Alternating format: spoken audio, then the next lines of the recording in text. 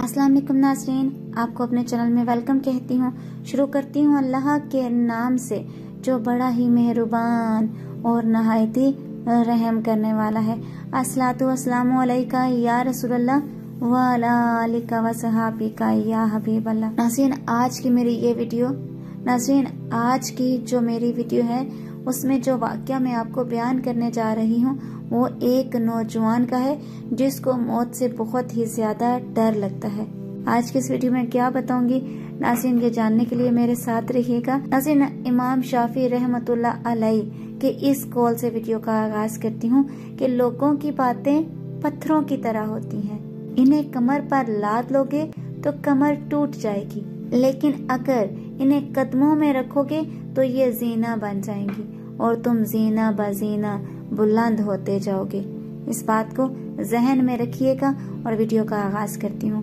नाज़रीन, एक नौजवान किसी बुजुर्ग के पास आता है और कहने लगता है कि हजरत, मुझे मौत से बहुत डर लगता है, मौत से बहुत खौफ आता है। वो कहते हैं कि भाई ये बताओ कि क्या तुम्हारे पास कुछ माल पैसा है? कहने लगा जी। उन्होंने कहा कि इसे अल्लाह के रास्ते में खर्च किया करो और नेक अमाल की पाबंदी किया करो। उसने कहा बहुत अच्छा। कुछ अरसे के बाद इनकी मुलाकात हुई। बुजुर्गों ने पूछा, सुनाओ भाई, अब तबीयत कैसी है? वो कहने लगा कि हजरत, मौत से डर तो खत्म हो गया, मगर हैरान इस बात पर हूँ कि अब तो मेरा मरने को जी चाहता है। मगर ऐसा क्यों है? तो नाजरीन, उन बुजुर्गों ने क्या खूबसूरत जवाब दिया। देखो, बंदे का दिल नहीं लगता है जहाँ उसका खजाना होता है। पहले तुमने अपने आगे के लिए कोई सरमाया जमा नहीं किया था तो तुम्हें मौत से वहशत थी।